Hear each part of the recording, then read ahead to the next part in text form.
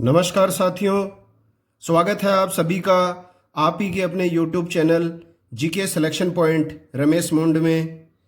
साथियों, प्राचीन भारतीय इतिहास के अध्याय वैदिक सभ्यता के बारे में अपन चर्चा कर रहे हैं और इस वैदिक सभ्यता के अंतर्गत हम दो भाग आपके बीच प्रदर्शित कर चुके हैं, जिसमें हमने ऋग्वैदिक काल के बारे में बात कर ली है। ऋग्वैदिक काल में हमने राजनीतिक व्यवस्था, सामाजिक व्यवस्था, आर्थिक व्यवस्था और धार्मिक व्यवस्था की चर्चा पूर्ण रूप से कर ली है।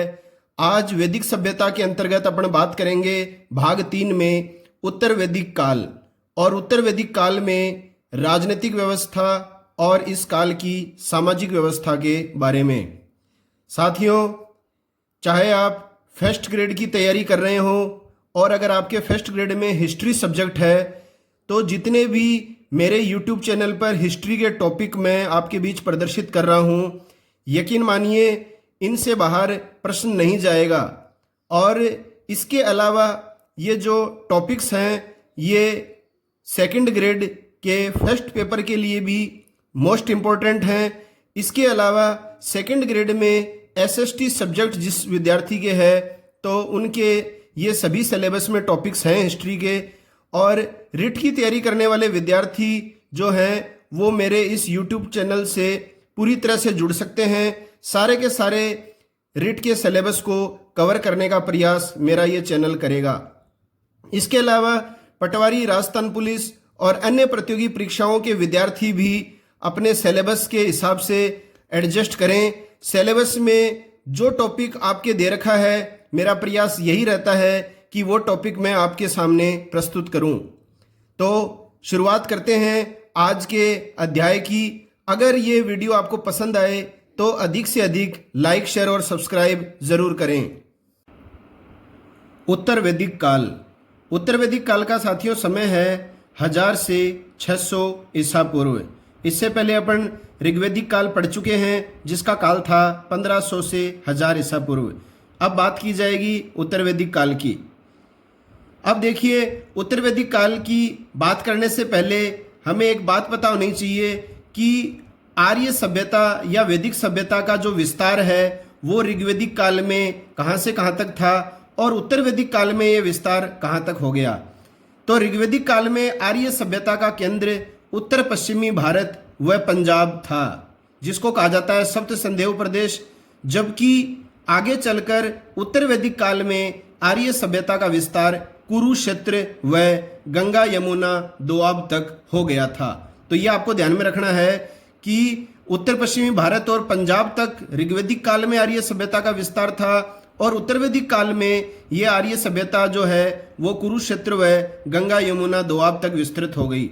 इससे पहले देखिए साथियों, पूर्व वैदिक काल में, वैदिक काल से पूर्व जो आर्यों का विस्तार था भारत में, वो उत्तर में हिमालय से लेकर दक्षिण में विंध्याचल पर्वत तक था और पूर्व में गंगा के पश्चिमी तट से लेकर पश्चिम में अफगानिस्तान देश तक था। यह आप ध्यान में रखिए, विस्तार निश्चित परीक्षा में पूछा जाता है। उत्तर वैदिक काल के अंतिम चरण 600 ईस्वी में आर्य सभ्यता का विस्तार सदानेरा, गंडक, बिहार नदी तक हो गया था। तो वर्तमान नाम गंडक नदी है, इसका प्राचीन नाम था सदानेरा और यह है बिहार की नदी। तो वैदिक काल के अंतिम चरण तक जो है वो आर्य सभ्यता का विस्तार किस नदी तक हो गया था, तो सदानेरा या गंडक नदी तक। शतपथ ब्राह्मण के अनुसार, तो यजुर्वेद का ब्राह्मण है शतपथ ब्राह्मण, उसके अनुसार बात कही गई है, विदेद माधव अग्नि को धारण कर अपने पुरोहित गौतम राहुगण के साथ अग्नि से सब कुछ जलाता हुआ पूर्व की ओर बढ़ा, परंतु अग्नि सदानीरा नदी, जिसको गंडक नदी कहा गया है, को नहीं जला पाई। अतः वैदिक आर्य सदानीरा नदी तक ही पहुंच गए। तो ये जो प्रश्न है विदेत माधव वाला, ये फर्स्ट ग्रेड परीक्षा में आ चुका है, सेकंड ग्रेड की SST परीक्षा में भी आ चुका है। तो आप ध्यान में रखना, ये जो बात कही गई है ये शतपथ ब्राह्मण में कही गई है। उत्तर वैदिक काल में आर्य सभ्यता का केंद्र था मध्य देश। और ये क्या था मध्य देश? यह सरस्वती से गंगा यमुना दोआब तक विस्तृत था। और देखिए, उत्तर वैदिक काल में वर्णित पर्वत श्रृंखला, तो ऋग्वेदिक काल में जो वर्णित पर्वत श्रृंखला थी वो आपको विशेष रूप से ध्यान में रखनी है। और उत्तर वैदिक काल में अगर आपसे पूछ ले तो वो है त्रिककूद। इस पर्वत श्रृंखला का उल्लेख उत्तर वैदिक काल में मिलता है। जैसे ऋग्वेदिक काल में साथियों आपको याद होगा हिमालय की जो थी वो मुजवंद पहाड़ी का उल्लेख मिलता है, वैसे ही उत्तर वैदिक काल में कौन सी पर्वत श्रृंखला का उल्लेख मिलता है? ऋक्कूद पर्वत श्रृंखला का। अब देखिए ये 3 राज्य थे, कौशल, विदेह और अंग। ये तीनों आपको याद रखने हैं। इन राज्यों से आर्य परिचित थे और आर्य क्षेत्र से बाहर जो राज्य थे वो थे मगध और अंग। ये भी परीक्षाओं में आए हुए हैं, कौन से राज्यों से परिचित थे आर्य और कौन से राज्य आर्य क्षेत्र से बाहर थे। अब देखिए अथर्ववेद जो है, जो सबसे नवीन वेद है, सबसे बाद में रचा गया है, इस अथर्ववेद में मगध के लोगों को क्या कहा गया है? व्रात्य। ये भी परीक्षाओं में पूछा जा चुका है। व्रात्य क्या है? अथर्ववेद में मगध के लोगों को इस नाम से संबोधित किया गया है। ऋग्वेदिक कालीन छोटे कबीले जिनको कहा जाता था जन, एक दूसरे में विलीन होकर बड़े जनपद का रूप ले रहे थे। तो ऋग्वेदिक काल में जो छोटे छोटे कबीले थे जिनको जन कहा गया है, वो उत्तर वैदिक काल में एक दूसरे में मिलते चले गए और मिल मिलकर ये जो है वो जन से क्या बन गए? जनपद बन गए। जैसे देखिए 2 मोस्ट इंपोर्टेंट परीक्षा में पूछा जाता है कि कुरु जनपद का निर्माण कौन से जनों को मिलकर हुआ? तो भरत और पुरु ये दोनों जो हैं कबीले मिल गए और इन्होंने कुरु जनपद का रूप लिया। इसी तरह से तुवर्स और क्रीवी ये दोनों जन मिल गए तो ये कहलाए पंचाल जनपद। इसके अलावा देखिए साथियों उत्तर वैदिक काल में किस किस की रचना हुई ये आपको ध्यान में रखना है। सामवेद की, यजुर्वेद की, अथर्ववेद की। इसके अलावा ब्राह्मण ग्रंथों की, आरण्यकों की और उपनिषदों की, इनकी रचना हुई है उत्तर वैदिक काल में। अब बात करेंगे अपन उत्तर वैदिक कालीन राजनीतिक व्यवस्था की। सारे के सारे राजनीतिक व्यवस्था हो, चाहे सामाजिक व्यवस्था हो, चाहे आर्थिक या धार्मिक, सभी बिंदुओं के रूप में प्रस्तुत किए गए हैं साथियों। और सभी बिंदु आपको गौर से सुनने हैं और पढ़ने हैं। इन्हीं में से प्रश्न बनता है। तो राजनीतिक व्यवस्था में सबसे पहले है उत्तर वैदिक काल में कृषि के कारण जीवन में आए स्थायित्व के कारण कबीले बड़े जनपदों में बदल गए तथा राजा जो है वो बड़े प्रदेश पर शासन करने लगा। तो कृषि के कारण जीवन में स्थायित्व आ गया लोगों के। ऋग्वेदिक काल में जो है वो कृषि नहीं करते थे लोग और कृषि नहीं व्यवसाय था। और यहाँ जो उत्तर वैदिक काल है इसमें जो राजा है वो बहुत बड़े प्रदेश पर शासन करने लग गया। जबकि ऋग्वेदिक काल में क्या था? राजा जो था वो भूमि का स्वामी नहीं था, वो केवल युद्ध का स्वामी था। उत्तर वैदिक काल में राजतंत्र ही शासन का आधार था। मोस्ट इंपॉर्टेंट है राजतंत्र, परंतु कहीं कहीं गणराज्यों का भी उदाहरण मिलता है। अथर्ववेद में विष द्वारा राजा के चुनाव का वर्णन है। तो किसके द्वारा राजा के चुनाव का वर्णन है? विष द्वारा। सभा व समिति को प्रजापति की 2 पुत्रियां कहा गया है। तो यह आपको ध्यान में रखना है, किस वेद में सभा व समिति को प्रजापति की 2 पुत्रियां कहा गया है? तो वो कहा गया है अथर्ववेद में। कई बार परीक्षाओं में आ चुका है प्रश्न। सभा को कहा गया है नरिष्ठा, और नरिष्ठा का शाब्दिक अर्थ होता है अनुल्लंघनीय, जिसका उल्लंघन नहीं किया जा सके। उत्तर वैदिक काल में विदत का उल्लेख नहीं मिलता है। तो सभा और समिति का उल्लेख मिलता है, विदत का उल्लेख उत्तर वैदिक काल में नहीं मिलता है। राजा निरंकुश नहीं थे, नहीं ऋग्वेदिक काल में थे, नहीं उत्तर वैदिक काल में। सभा व समिति राजा पर नियंत्रण रखती थी और समिति का जो अध्यक्ष होता था वो कहलाता था ईशान। ये अपन पहले भी पढ़ चुके हैं ऋग्वेद में। अब देखिए ऐत्रेयी ब्राह्मण, ऐत्रेयी ब्राह्मण में क्या क्या बातें कही गई हैं। अगर ये तीनों तथ्य आ जाएं तो उत्तर ऐत्रेयी ब्राह्मण ही आएगा साथियों। पहला है राजा की देवी उत्पत्ति संबंधी विवरण। तो राजा की देवी उत्पत्ति संबंधी विवरण किस में मिलता है? तो ऐत्रेयी ब्राह्मण में मिलता है। और ऐत्रेयी ब्राह्मण जो है वो ऋग्वेद का ब्राह्मण है, ये ध्यान में रखिएगा।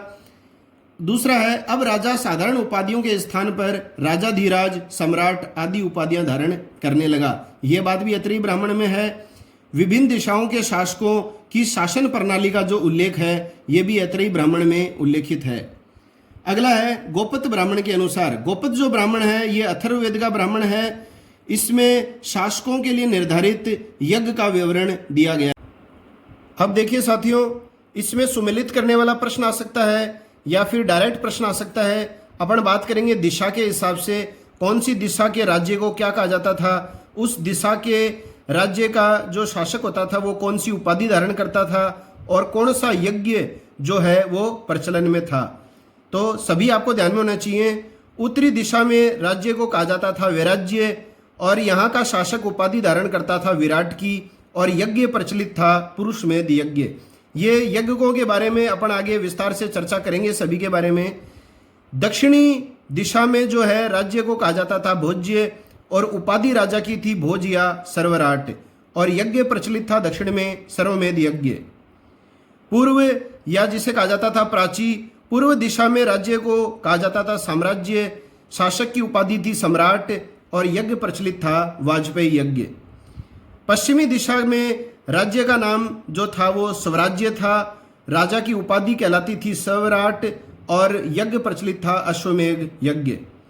मध्य देश में जो राज्य को जो कहा जाता था वो राज्य ही कहा जाता था। राज्य की जो शासक होता था राज्य का वो कहलाता था राजा, उपाधि धारण करता था राजा की, और मध्य देश में जो प्रचलित यज्ञ था वो था राष्ट्रीय यज्ञ। अब देखिए साथियों, इसमें सबसे ज्यादा जो प्रश्न आता है वो पश्चिमी दिशा वाला आता है, और एक आता है उत्तरी दिशा का। इन दोनों के संदर्भ में आप सारी की सारी बातें जो हैं वो अच्छी तरह ध्यान में रखिएगा। अब देखिए वैराज्य, जो उत्तर के राज्य जो थे उनका नाम था वैराज्य। वैराज्य क्या होते हैं? वे राज्य जहां राजा नहीं होता था। ये मोस्ट इंपॉर्टेंट है। यहां जनता अपना शासन स्वयं करती थी। अगला है उत्तर वैदिक काल में पांचाल सर्वाधिक विकसित राज्य था। यह भी इंपॉर्टेंट प्रश्न है। उत्तर वैदिक कालीन सर्वाधिक विकसित राज्य कौन सा था? पांचाल था। शतपथ ब्राह्मण में पांचाल को वैदिक सभ्यता का सर्वश्रेष्ठ प्रतिनिधि कहा गया है। तो डायरेक्ट परीक्षा में प्रश्न आता है उत्तर वैदिक कालीन सभ्यता का सर्वश्रेष्ठ प्रतिनिधि किसे कहा जाता है? तो ये कहा जाता है पांचाल को। आरंभ में पांचाल जो था वो एक कबीले का नाम था, बाद में ये प्रदेश बन गया। अगला पॉइंट है उपनिषद काल के दार्शनिक राजा।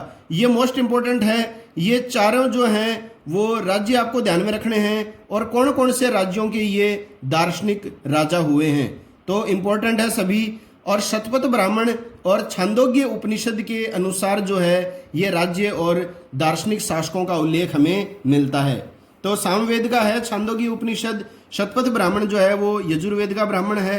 तो राज्य का नाम और ये सुमेलित करने वाला प्रश्न आता है मोस्टली। तो विदेह का जो शासक था वो जनक था, केकई का शासक अश्वपति था, काशी का शासक अजातशत्रु था, और पांचाल जो सर्वाधिक विकसित राज्य था इसका शासक था प्रवाहन जाबाली, जो दार्शनिक राजा के रूप में प्रसिद्ध रहे हैं। अब देखिए जनक ने याज्ञवल्क्य को शिक्षा प्रदान की थी। जो विदेह का शासक था जनक, उसने याज्ञवल्क्य को शिक्षा प्रदान की थी। जनक ने वाद विवाद में ब्राह्मणों को पराजित करके कौन सी उपाधि धारण की थी? राजन्य बंधु।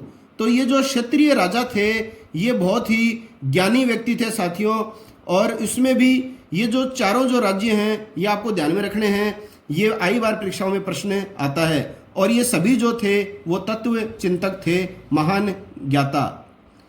अगला पॉइंट है राष्ट्र शब्द का बहुप्रचलन उत्तर वैदिक काल में हुआ। राष्ट्र शब्द प्रदेश का सूचक है। तो राष्ट्र शब्द का बहुप्रचलन जो है वो उत्तर वैदिक काल में हुआ। अब देखिए शतपथ ब्राह्मण में किस किस चीज का उल्लेख है? तो प्रश्न आता है राज्याभिषेक का उल्लेख कहाँ मिलता है? तो शतपथ ब्राह्मण में मिलता है। 12 रत्नियों का नाम मिलता है, और इन रत्नियों को पंचविश ब्राह्मण में कहा गया है वीर। तो ये ध्यान में रखना है 12 जो रत्नीय होते थे, जो राजा और उसके प्रमुख विश्वसनीय होते थे, उनको कहा जाता था 12 रत्नी। इनका उल्लेख शतपथ ब्राह्मण में मिलता है। और प्रश्न आता है 12 रत्नियों को जो है वो किस ब्राह्मण में वीर कहा गया है? तो पंचविश ब्राह्मण में वीर कहा गया है। और यजुर्वेद में राज्य के जो उच्च पदाधिकारी होते थे उनको कहा गया है रत्नी। अगला है ऐत्रेय ब्राह्मण में समुद्र पर्यंत पृथ्वी के शासक को एकराट कहा गया है। तो एकराट किसको कहा गया है? समुद्र पर्यंत पृथ्वी के शासक को। और किस ब्राह्मण में? ऐत्रेय ब्राह्मण में। अब देखिए सर्वप्रथम राज्याभिषेक की जो परंपरा है वो उत्तर वैदिक काल में ही शुरू हुई थी। तो राज्याभिषेक का जो उल्लेख है वो आपको याद में होना चाहिए, शतपथ ब्राह्मण में मिलता है। और राज्याभिषेक का जो अनुष्ठान है वो किस नाम से प्रसिद्ध था? राजसूय यज्ञ। तो साथ ही इसमें आपको ये पता होना चाहिए कि कौन सी दिशा में जो है ये राजसूय यज्ञ प्रचलित था।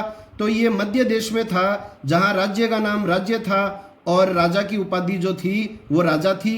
तो यहाँ था मध्य देश में राजसूय यज्ञ प्रचलित। उत्तर वैदिक काल में नियमित कर प्रणाली प्रारंभ हो गई, क्योंकि राजा जो है उसको स्थायी भूमि का शासक माना जाने लगा। ऋग्वेदिक कर जो है बलि, जो एक स्वैच्छिक कर था ऋग्वेदिक काल में, आपको ध्यान में होगा कि राजा को जो प्रजा अपनी इच्छा से जो कर देती थी वो होता था बलि। ये जो कर था ये उत्तर वैदिक काल में नियमित कर हो गया था। तो पहले जनता की इच्छा पर था और अब ये कर बन गया था उत्तर वैदिक काल में नियमित। वैदिक काल में राजा को जो है वो कहा गया है बलिहर, बलि लेने वाला, और एक शब्द दिया गया राजा को विषामता भी कहा गया है। तो ये दोनों शब्द आपको ध्यान में रखने हैं, बलिहर तथा विषामता। विषम परिस्थितियों का अंत करने वाला और बलि लेने वाला बलिहर। अथर्ववेद में परीक्षित को मृत्युलोक का देवता बताया गया है। तो ये भी प्रश्न आया हुआ है, किस वेद में परीक्षित को मृत्युलोक का देवता बताया गया है? अथर्ववेद में। और उत्तर वैदिक काल में राजा को आय का कितना भाग मिलता था? तो आय का 16वां भाग मिलता था। उत्तर वैदिक काल में राजा की स्थायी सेना नहीं होती थी साथियों, ये आपको ध्यान में रखना है। परिवार का जो मुखिया है वो गृहपति कहलाता था और गण का जो मुखिया है वो गणपति कहलाता था। उत्तर वैदिक काल में जो सीमांत प्रदेश का प्रशासक होता था वो कहलाता था स्थपति, ये भी इंपॉर्टेंट है। इसके अलावा 100 गांवों के समूह का जो अधिकारी होता था, जो 100 गांवों के समूह का अधिकारी होता था वो कहलाता था शतपति। तो ये दोनों जो स्थपति और शतपति होते थे ये प्रांतीय पदाधिकारी होते थे। अब देखिए बात करेंगे अपन यज्ञों के बारे में। उत्तर वैदिक काल में राजाओं के द्वारा किए जाने वाले यज्ञ, तो आप अच्छी से देख लेना, इसमें पॉइंटों में बता रहा हूं मैं सारे। राजसूय यज्ञ, तो राजसूय यज्ञ जो था वो मध्य देश में प्रचलित था, आपको पता है। यह राजा के राज्याभिषेक के लिए होता था। इसमें सोमरस पिया जाता था और इस यज्ञ के दौरान राजा रत्नियों के घर भी जाता था। अतः रत्निन जो है वो किस यज्ञ से संबंधित है? राजसूय यज्ञ। और शुक्ल यजुर्वेद में जो है इस यज्ञ का वर्णन मिलता है। अगला है वाजपेयी यज्ञ। इस यज्ञ में राजा द्वारा रथों की दौड़ का आयोजन किया जाता था। तो राजा के द्वारा रथों की दौड़ का आयोजन किया जाता था, जिसमें राजा को सहयोगियों के द्वारा विजयी बनाया जाता था। तीसरा यज्ञ है अश्वमेघ यज्ञ। ये मोस्ट इंपॉर्टेंट है साथियों। ये जो यज्ञ है वो राजा की शक्ति का प्रतीक था और राजकीय यज्ञों में सर्वाधिक महत्वपूर्ण और प्रसिद्ध यज्ञ। तो प्रश्न आता है, राजकीय यज्ञों में सर्वाधिक महत्वपूर्ण या अजय सर्वाधिक प्रसिद्ध यज्ञ कौन सा था? तो वो अश्वमेघ यज्ञ था, जो राजा की शक्ति का प्रतीक था। और इस यज्ञ में क्या होता था? राजा के द्वारा एक घोड़ा छोड़ा जाता था। यह घोड़ा जिन प्रदेशों से बिना किसी प्रतिरोध या विरोध के गुजरता था वे प्रदेश राजा के अधिकार में मान लिए जाते थे। और जिस प्रदेश का व्यक्ति जो है इस घोड़े को रोक लेता था, पकड़ लेता था, उसके साथ संबंधित राजा को युद्ध करना पड़ता था। अगला है अग्नि अष्टोम यज्ञ। इस यज्ञ में सोमरस पिया जाता था। राजसूय यज्ञ में भी मैंने बताया था ये, तथा अग्नि को पशु बलि दी जाती थी। यह यज्ञ एक दिन में संपन्न हो जाता था। यह आपको ध्यान में रखना है। यह प्रश्न आया हुआ है, कौन सा यज्ञ अनुष्ठान एक दिन में संपन्न हो जाता था? तो वो है अग्नि अष्टोम यज्ञ। इस यज्ञ से पूर्व जो है वो यज्ञ करने वाले व्यक्ति, जिसको कहा गया याज्ञिक, वह उसकी पत्नी को 1 वर्ष तक सात्विक जीवन व्यतीत करना पड़ता था। साथियों ये सारे के सारे जो पॉइंट हैं वो इंपॉर्टेंट हैं। अब मैं हर पॉइंट के लिए आपको ये नहीं कह सकता कि ये बहुत महत्वपूर्ण है, ये कम महत्वपूर्ण है, इसे आप मत पढ़िए, इसको आप पढ़िए। तो देखिए इसमें एक विशेष बात तो जो ये है कि ये एक दिन में संपन्न हो जाता था और यज्ञ करने से पूर्व जो है 1 वर्ष तक याज्ञिक और उसकी पत्नी को सात्विक जीवन व्यतीत करना पड़ता था अग्नि अष्टम यज्ञ संपन्न करने से पहले। अगला है 5वां पुरुषमेध यज्ञ। इसमें पुरुष की बलि दी जाती थी तथा 25 यूपों या याज्ञिक स्तंभ का प्रयोग का विधान मिलता था। तो ये हो गए 5 यज्ञ। अच्छी तरह आप ध्यान में रखिएगा, इन्हीं में से प्रश्न पूछा जाएगा। अब है गृहस्थ आर्यों के द्वारा किए जाने वाले 5 महायज्ञ, जो विवाहित लोगों के द्वारा किए जाते थे 5 महायज्ञ। पहली बात तो आपको इन 5 यज्ञों का नाम याद होना चाहिए साथियों। याद आपको इंपॉर्टेंट ये नाम ही होने चाहिए। ये बाद की बात है कि कौन से यज्ञ को कौन सा वाक्य परिभाषित करता है। तो देखिए यज्ञ हैं ब्रह्मा यज्ञ, जिसको ऋषि यज्ञ भी कहा जाता है, एक था देव यज्ञ, पितृ यज्ञ, मनुष्य यज्ञ और भूत यज्ञ। अब ब्रह्मा यज्ञ और ऋषि यज्ञ क्या होता था? अध्ययन अध्यापन के द्वारा ब्रह्मा के प्रति कृतज्ञता दिखाना जो है वो ब्रह्मा या ऋषि यज्ञ कहलाता था। देव यज्ञ क्या होता था? हवन द्वारा देवताओं की पूजा अर्चना करना।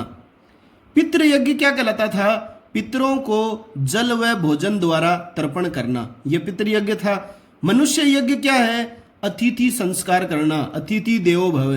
तो अतिथि संस्कार के द्वारा जो है इस यज्ञ को संपन्न किया जाता था। और भूत यज्ञ क्या होता है? समस्त जीवों के प्रति कृतज्ञता दिखाना। तो ये आप ध्यान में रखिएगा पांचों यज्ञ। अब देखिए 3 है ऋण, एक तो है ऋषि ऋण, एक है पितृ ऋण और एक है देव ऋण। ऋषि ऋण क्या होता है साथियों? इस ऋण को कैसे चुकाया जाता है? प्राचीन ज्ञान विज्ञान व साहित्य के प्रति कर्तव्य निभाना, यह कहलाता है ऋषि ऋण। पूर्वजों के प्रति कर्तव्य निभाना, तो पूर्वजों के प्रति अगर हम कर्तव्यों को निभाएंगे तो वो पितृ ऋण से मुक्ति मिल जाएगी। और देवताओं व भौतिक शक्तियों के प्रति दायित्व निभाना, इससे हमें कौन से ऋण से मुक्ति मिलेगी? देव ऋण से। अब देखिए पाक यज्ञ जो है साथियों वो है 7। सीधे प्रश्न भी आ सकते हैं, गृहस्थ आर्यों के द्वारा किए जाने वाले महायज्ञ कितने होते हैं? तो 5 होते हैं। ऋण कितने होते हैं? तो 3 होते हैं। पाक यज्ञ जो शुद्ध यज्ञ होते हैं वो 7 होते हैं। अष्टक यज्ञ, श्रावणी यज्ञ, अग्रहायनी यज्ञ, चैत्री यज्ञ, आश्वयुजी यज्ञ, पार्वन यज्ञ और श्राद्ध यज्ञ, ये जो हैं वो होते हैं 7 पाक यज्ञ। या आप अनुमान ध्यान में रख लीजिए, परीक्षाओं में निश्चित रूप से पूछा जा सकता है कौन सा निम्नलिखित में से पाक यज्ञ है या नहीं है। अब सोम यज्ञों की जो संख्या है वो भी होती है 7। तो 7 होते हैं सोम यज्ञ। कौन कौन से हैं? अग्नि अष्टोम यज्ञ, अत्य अग्नि अष्टोम यज्ञ, उक्थ्या यज्ञ, सोढ़ासीन यज्ञ, वाजपेयी यज्ञ, अतिरात्र यज्ञ और अप्तोरियम यज्ञ। ये जो 7 हैं ये सोम यज्ञ हैं।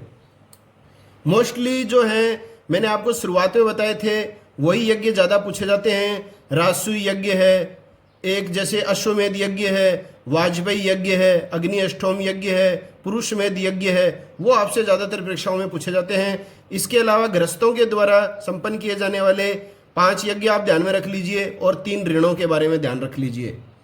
अब इसके बाद में जो है वो अपन बात करेंगे ऋग्वेदिक काल में, जैसे अपन ने बात की थी सामाजिक व्यवस्था की, इसी तरह से अब अपन बात करेंगे उत्तर वैदिक काल में प्रचलित सामाजिक व्यवस्था की। तो मैंने जो आपको राजनीतिक व्यवस्था के बारे में बताया साथियों, उम्मीद है कि आपको सारे के सारे बिंदु समझ में आ गए होंगे। अगर आप 2-3 बार वीडियो को देखेंगे तो निश्चित रूप से सारे तथ्य आपकी स्मृति में आ जाएंगे। एक बार 2 मिनट का समय लेते हुए मैं आपको मेन चीज़ें बता देता हूँ कि उत्तर वैदिक काल में आपको सामान्य रूप से आपको क्या ध्यान में रखना है कि उत्तर वैदिक काल में जो है आर्य सभ्यता का विस्तार कहाँ तक हो गया था। तो ये कहाँ तक हो गया था? कुरुक्षेत्र व गंगा यमुना दोआब तक। इसके अलावा जो है वो आर्य सभ्यता का विस्तार किस नदी तक हो गया था? वैदिक सभ्यता उत्तर वैदिक काल के अंतिम चरण में तो सदानेरा गंडक नदी तक हो गया था। इसके अलावा विदेत माधव वाली बात को ध्यान में रखिए जो शतपथ ब्राह्मण में कही गई है। आर्य कौन से राज्यों से परिचित थे, कौन से क्षेत्र आर्य क्षेत्र से बाहर थे, यह विशेष रूप से ध्यान में रखिए। इसके अलावा कुरु जनपद का निर्माण कौन से 2 कबीलों को मिलाकर हुआ, पांचाल का निर्माण किस तरह से हुआ, राजनीतिक व्यवस्था में जो है वो जनों से जनपद किस तरह से बने और उत्तर वैदिक काल में किस तरह जो शासन का आधार था वो क्या था। अथर्ववेद में जो है वो कौन कौन सी बातें कही गई हैं, विशेष रूप से सभा व समिति को जो प्रजापति की 2 पुत्रियां कहा गया है ये मोस्ट इंपॉर्टेंट है। उत्तर वैदिक काल में किसका उल्लेख नहीं मिलता है? तो विदत का नहीं मिलता है, ये इंपॉर्टेंट है। राजा के देवी संबंधी उत्पत्ति संबंधी जो बातें हैं वो कौन से ब्राह्मण में हैं? तो ऐत्रेयी ब्राह्मण में है। और जो हमने विभिन्न दिशाओं के शासकों की शासन प्रणाली पढ़ी उसका उल्लेख कौन से ब्राह्मण में है? तो ऐत्रेयी ब्राह्मण में है। शासकों के लिए जो निर्धारित यज्ञों का उल्लेख है ये कौन से ब्राह्मण में है? तो ये गोपत ब्राह्मण में है। इसके अलावा विभिन्न दिशाओं और शासकों की उपाधि और यज्ञ आपको ध्यान में रखने हैं। पांचाल जो है वो सर्वाधिक विकसित राज्य था, ये इंपॉर्टेंट है। उपनिषद काल में जो 4 दार्शनिक राजा हुए, जनक, अश्वपति, अजातशत्रु और परवान जाबाली, ये कौन कौन से राज्यों के शासक थे, इसके संदर्भ में सुमेलित प्रश्न आता है। इसके अलावा 12 रत्नियों का जो नाम मिलता है वो किस में मिलता है, तो वो ऐतरेय ब्राह्मण में मिलता है। तो कहने का मतलब जो है, हमने उत्तर वैदिक काल के राजनीतिक व्यवस्था के बारे में विस्तार से अध्ययन कर लिया है।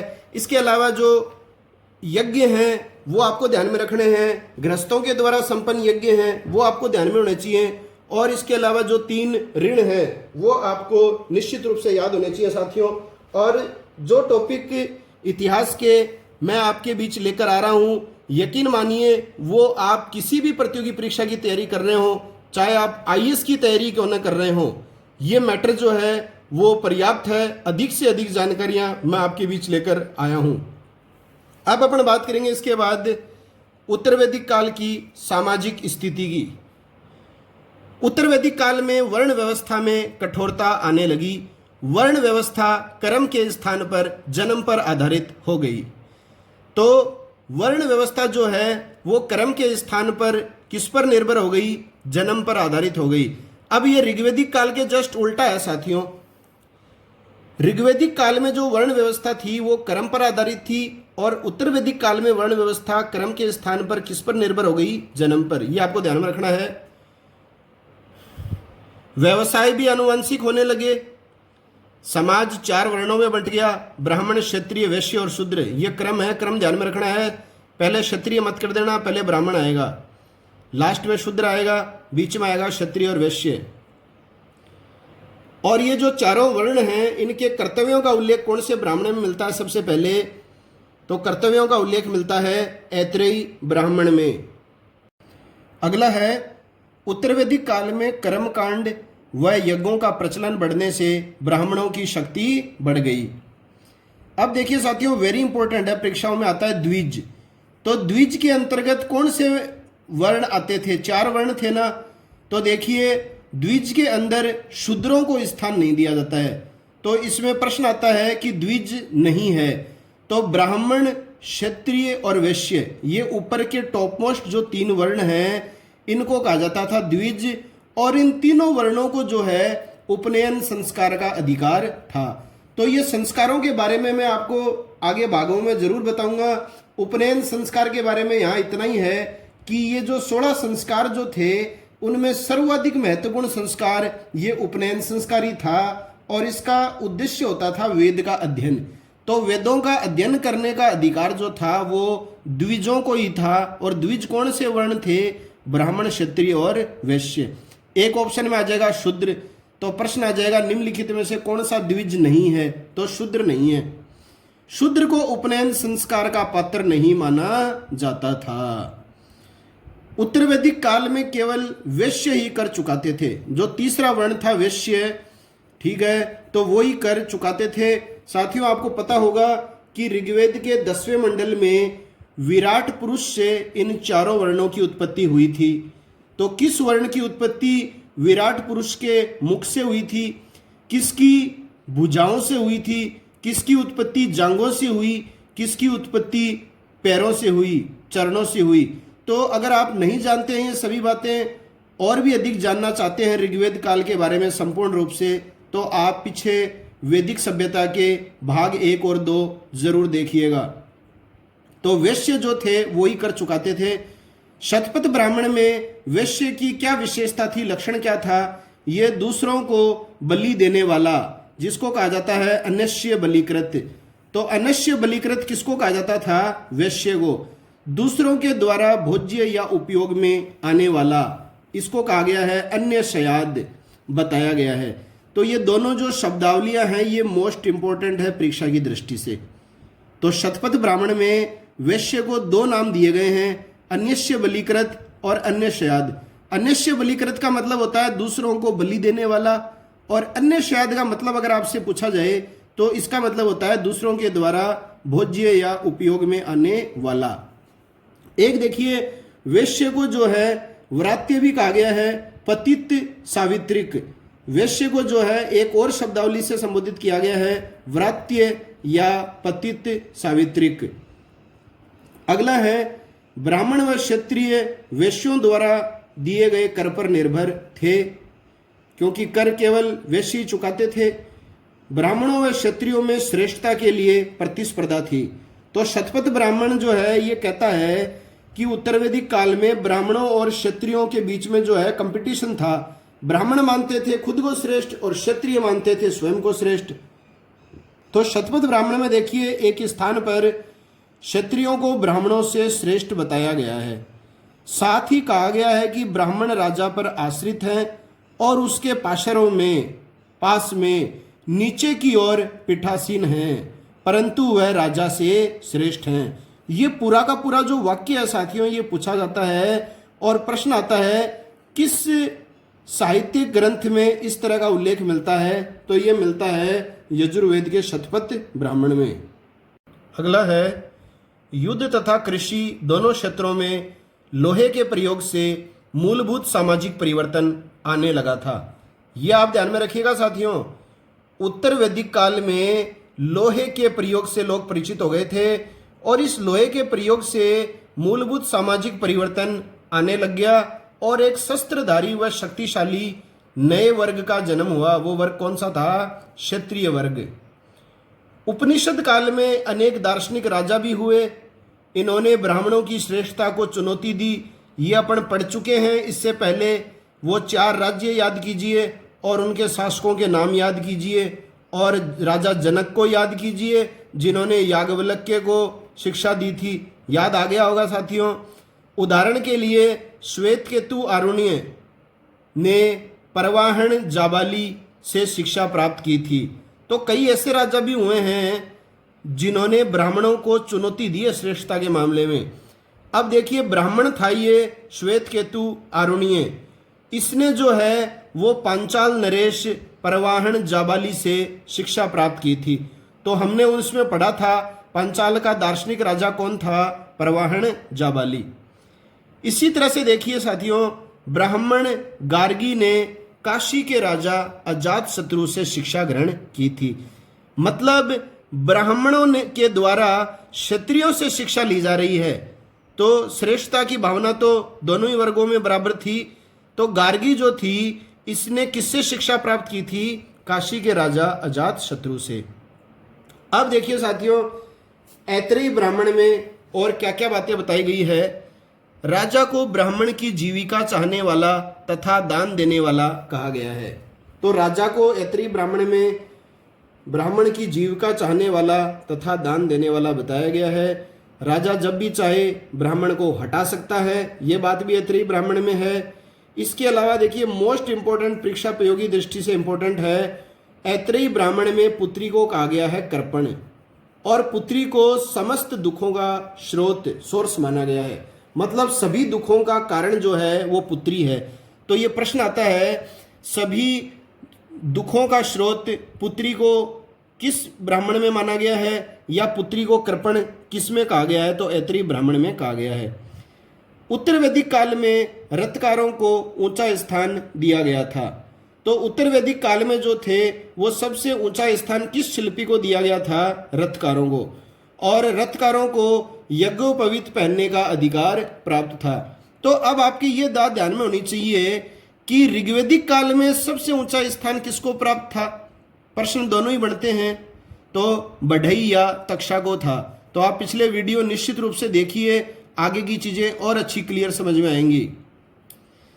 उत्तर वैदिक काल में समाज में अस्पृश्यता या छुआछूत की भावना का उदय नहीं हुआ था। छुआछूत की भावना का उदय नहीं हुआ था साथियों, परंतु द्विजों व शूद्रों के बीच अंतर स्पष्ट हो गया था। अंतर स्पष्ट कैसे हुआ? द्विज अभी आपने पढ़ा कि द्विज क्या था? द्विज से मतलब है ब्राह्मण, क्षत्रिय और वैश्य। ये तीनों वर्ग जिनको उपनयन संस्कार या वेदों का अध्ययन करने का अधिकार था ये द्विज कहलाए। शूद्रों को ये उपनयन संस्कार का अधिकार नहीं था तो ये द्विजों में शामिल नहीं किए गए। तो अंतर तो स्पष्ट हो ही गया है दोनों में। अगला है उत्तर वैदिक काल में गोत्र प्रथा स्थापित हुई। यह भी प्रश्न आता है गोत्र प्रथा किस काल में प्रारंभ हुई? तो ऋग्वैदिक काल के पश्चात उत्तर वैदिक काल में। गोत्र का सर्वप्रथम उल्लेख कौन से वेद में मिलता है साथियों? तो ये भी इंपॉर्टेंट है, अथर्ववेद में मिलता है।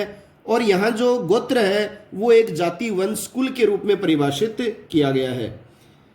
अब देखिए अगली बात है, मोस्ट इंपॉर्टेंट है, उत्तर वैदिक काल में सर्वप्रथम छांदोग्य उपनिषद में 3 आश्रमों की जानकारी मिलती है।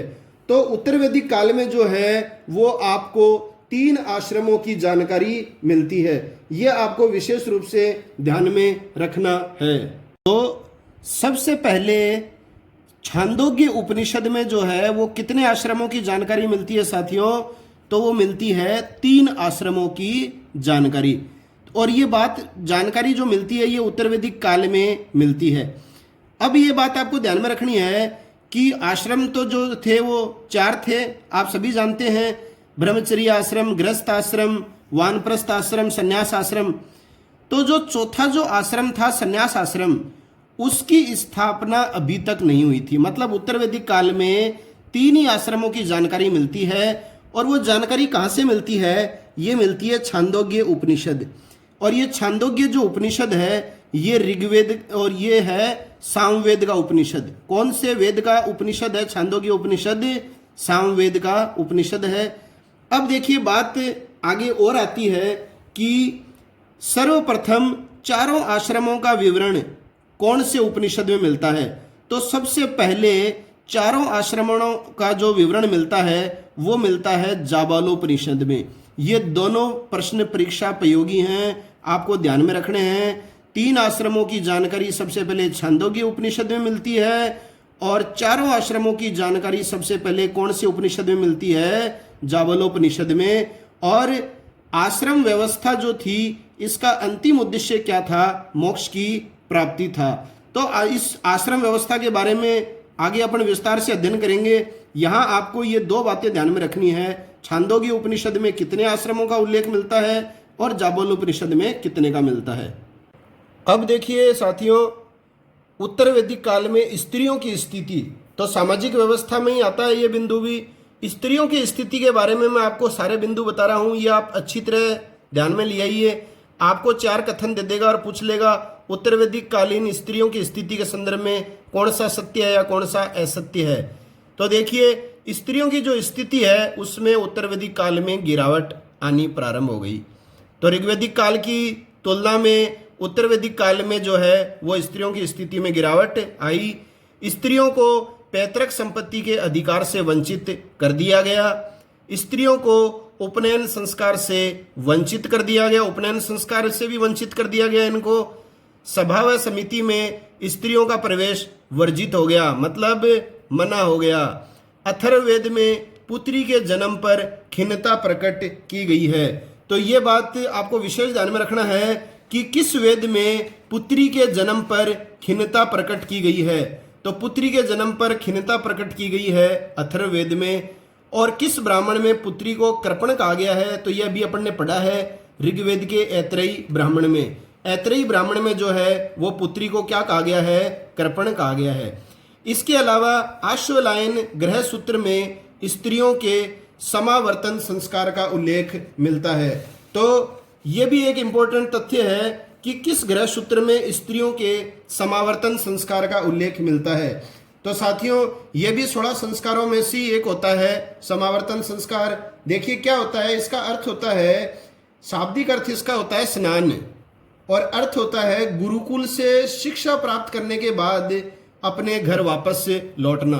तो गुरुकुल से शिक्षा प्राप्त करने के बाद अपने घर वापस लौटना, और इस संस्कार से ही ब्रह्मचर्य आश्रम जो है वो समाप्त समझा जाता था। और इसी संस्कार के पश्चात व्यक्ति जो है वो स्नातक कहलाता था। तो ये सारी बातें अपन आगे करेंगे, इंपॉर्टेंट हैं। तो समावर्तन संस्कार का उल्लेख मिलता है आश्वलायन ग्रह सूत्र में। अब देखिए अथर्ववेद में कौन कौन सी बातें कही गई हैं। कन्याओं के लिए ब्रह्मचर्य आश्रम के पालन का स्पष्ट उल्लेख मिलता है अथर्ववेद में। पत्नी घर की स्वामिनी होती थी, वह पति के साथ यज्ञ में शामिल होती थी। ये बातें कही गई हैं अथर्ववेद में, इन्हीं के संदर्भ में प्रश्न आएगा। अब देखिए अथर्ववेद में जो है वो सती प्रथा का उल्लेख है, जबकि ऋग्वेद में सती प्रथा का उल्लेख प्रतीकात्मक प्रथा के रूप में ही है। तो सती प्रथा का उल्लेख मिलता है अथर्ववेद में। पुत्री के जन्म पर खिन्नता व्यक्त की गई है, अभी अपन ने देखा था अथर्ववेद में। अब देखिए इसके बाद में बात करेंगे अपन शतपथ ब्राह्मण में। देखिए कौन कौन से बिंदुओं को स्पष्ट किया गया है। अनेक विदुषी कन्याओं का उल्लेख मिलता है। तो ऋग्वेदिक काल में भी अपन ने पढ़ा था विदुषी कन्याएं, और यहाँ भी हमें पढ़ना है विदुषी कन्याओं के नामों के बारे में। तो देखिए उत्तर वैदिक काल में कौन सी विदुषी कन्याएं हुई हैं, और इन विदुषी कन्याओं को क्या कहा जाता था साथियों? ऋषि। ये आपको ध्यान में रखना है। तो ये विदुषी कन्याएं थी गार्गी, मैत्रेयी, जाबाल, गंधर्व, ग्रहीता। ये 4 नाम आपको ध्यान में रखने हैं, विशेष रूप से गार्गी, मैत्रेयी और जाबाला और गंधर्व ग्रहीता का। स्पष्ट कहा गया है शतपथ ब्राह्मण में कि स्त्रियों को यज्ञ करने तथा वैदिक ग्रंथ पढ़ने का अधिकार था। तो कौन से ब्राह्मण में यह कहा गया है कि स्त्रियों को यज्ञ करने और वैदिक ग्रंथ पढ़ने का अधिकार था? तो शतपथ ब्राह्मण में कहा गया है। और इस ब्राह्मण में यह भी कहा गया है कि दास व जो शूद्र जो थे, दास और शूद्र सोम यज्ञ में भाग ले सकते थे। और ये चीज अपन पढ़ चुके हैं कि गार्गी ने राजा जनक के दरबार में याज्ञवल्क्य को चुनौती दी थी। तो गार्गी ने राजा जनक के दरबार में याज्ञवल्क्य को चुनौती दी थी। इसका उल्लेख भी कौन से ब्राह्मण में है? शतपथ ब्राह्मण में। वेरी इंपॉर्टेंट है ये भी। देखिए अगला बिंदु जो है ये मोस्ट इंपॉर्टेंट है। प्रश्न आता है परीक्षा में, स्त्रियों को शूद्र के समान या शूद्र के समकक्ष माना गया है।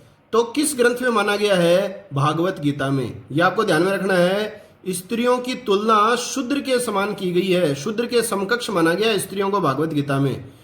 और छांदोग्य उपनिषद जो है इसमें दासों को संपत्ति माना गया है।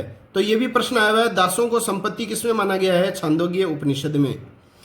अगला है तैत्तिरीय ब्राह्मण। तैत्तिरीय ब्राह्मण जो है उसमें क्या कथन दिया गया है? ये कथन आपको विशेष रूप से ध्यान में रखना है परीक्षा की दृष्टि से। तो देखिए साथियों, ये कथन है, ब्राह्मण को बसंत में, क्षत्रिय को ग्रीष्म में, वैश्य को शीत में, रथकार को वर्षा काल में अग्निहोत्र करना चाहिए। तो पहली बात तो आपको ये ध्यान में होनी चाहिए कि ये जो तैत्तिरीय ब्राह्मण जो है वो यजुर्वेद का ब्राह्मण है। और यजुर्वेद के 2 भाग हैं, शुक्ल यजुर्वेद और कृष्ण यजुर्वेद। ये अपन चर्चा करेंगे आगे। तो यजुर्वेद का ब्राह्मण है तैत्तिरीय ब्राह्मण। और इस तैत्तिरीय ब्राह्मण के संदर्भ में ये कथन परीक्षाओं में आ जाता है। जैसे इधर तो आपको वर्ण दे देता है, इधर दे देता है मौसम के नाम, बसंत, ग्रीष्म ऋतु, शीत ऋतु, वर्षा काल। तो ब्राह्मण को जो है वो अग्निहोत्र करना चाहिए बसंत में, क्षत्रिय को ग्रीष्म में, वैश्य को शीतकाल में। रथकार जो था वो सर्वोच्च शिल्पी था उत्तर वैदिक काल में, तो रथकार को वर्षा काल में अग्निहोत्र करना चाहिए। अगला है तैत्तिरीय ब्राह्मण में देधी सत्य शब्द का प्रयोग हुआ है। और देधी सत्य जो शब्द है इसका अर्थ होता है साथियों विधवा का पुत्र। यह भी इंपॉर्टेंट है परीक्षा की दृष्टि से। देधी सत्य का तात्पर्य क्या है? विधवा का पुत्र। और तैत्तिरीय ब्राह्मण में विधवा विवाह का उल्लेख मिलता है। जो परीक्षा में यह प्रश्न पूछा जा चुका है पहले शिक्षक भर्ती में कि विधवा विवाह का उल्लेख किस ब्राह्मण में मिलता है? तो तैत्तिरीय ब्राह्मण में मिलता है। और तैत्तिरीय किस वेद का ब्राह्मण है? तो यह है यजुर्वेद का। अगला है मैत्रायणी संहिता। मैत्रायणी जो संहिता है उस मैत्रायणी संहिता में जो है मनु की 10 पत्नियों का उल्लेख मिलता है। यह आपको ध्यान में रखना है। मनु की 10 पत्नियों का जो उल्लेख है वो किस संहिता में मिलता है? तो वो मिलता है मैत्रेयणी संहिता में। इसके अलावा स्त्री को पासा जिसे कहा जाता है धूत एवं सूरा के साथ 3 प्रमुख बुराइयों में गिना गया है। तो स्त्री को जो है वो धूत व सूरा के साथ 3 प्रमुख बुराइयों में गिना गया है। किसमें गिना गया है? मैत्रेयणी संहिता में। अब देखिए साथियों, बात आती है विवाह की। तो ऋग्वेद में जो है वो विवाह की आयु 16 से 17 वर्ष निर्धारित थी। और यही आयु जो है वो उत्तर वैदिक काल में भी प्रचलन में रही। अब आखिरी बिंदु है इस वीडियो का, वो है एक शब्दावली समज्या। समज्या क्या होता था? समय समय पर जन समूह एकत्रित होकर खेल कूद व मनोरंजन करता था। इस प्रकार का जो उत्सव होता था उसको कहा जाता था समज्या। तो साथियों, ये है आज की अपनी वीडियो। वैदिक सभ्यता में उत्तर वैदिक कालीन राजनीतिक और सामाजिक व्यवस्था के बारे में हमने इसमें पढ़ा है। आशा है आप सभी को ये वीडियो पसंद आया होगा और आपके ज्ञान में अधिक से अधिक वृद्धि हुई होगी। साथियों, आप चाहे किसी भी प्रतियोगी परीक्षा की तैयारी क्यों न कर रहे हो, ये विशेष फर्क नहीं पड़ता कि मैं यहाँ किसी विशेष पर्टिकुलर परीक्षा का नाम लूँ। मैं अपने चैनल का नाम इस तरह से नहीं करना चाहता कि मेरा चैनल पर्टिकुलर इस एग्जाम से संबंधित ही टॉपिक अपलोड कर रहा है। मेरा उद्देश्य रहता है कि मैं ऐसे टॉपिक आपके सामने प्रस्तुत करूं जो लगभग सभी प्रतियोगियों की परीक्षाओं में आते हों, और रिट की परीक्षा में, सभी शिक्षक भर्तियों में, पटवारी में, राजस्थान पुलिस, दिल्ली पुलिस, किसी भी एग्जाम की दृष्टि से आप देख लीजिए, जो मैंने इतिहास में अब तक टॉपिक अपलोड किए हैं वो सभी परीक्षाओं में आते हैं। मैं इससे पहले सिंधु घाटी सभ्यता के 5 भाग प्रदर्शित कर चुका हूँ, पूरा सिंधु घाटी सभ्यता पढ़ा चुका हूँ। अब चल रहा है अपना वैदिक सभ्यता, इसमें भी 2-3 भाग और आएंगे अभी। इसके अलावा सामाजिक सुधार आंदोलनों के मैं 3-4 आपके सामने भाग प्रस्तुत कर चुका हूँ, और आगे भी भविष्य में ऐसे टॉपिक मैं आपके सामने प्रस्तुत करूंगा जो सभी प्रतियोगी परीक्षाओं की दृष्टि से उपयोगी हो। और जहां तक कक्षा 8 से 12 का सवाल है, तो साथियों ये वीडियो जो है वो उन कक्षाओं के लिए भी हैं, क्योंकि 8वीं से लेकर 12वीं क्लास तक के सामाजिक विज्ञान के विषयों में ये सारे टॉपिक उल्लेखित हैं। जिस क्लास में जो टॉपिक सिलेबस में है वही क्लास का विद्यार्थी ये वीडियो जो है देख सकता है। तो मिलते हैं अगले वीडियो में नए तथ्यों के साथ। तब तक के लिए जय हिंद, जय भारत, वंदे मातरम।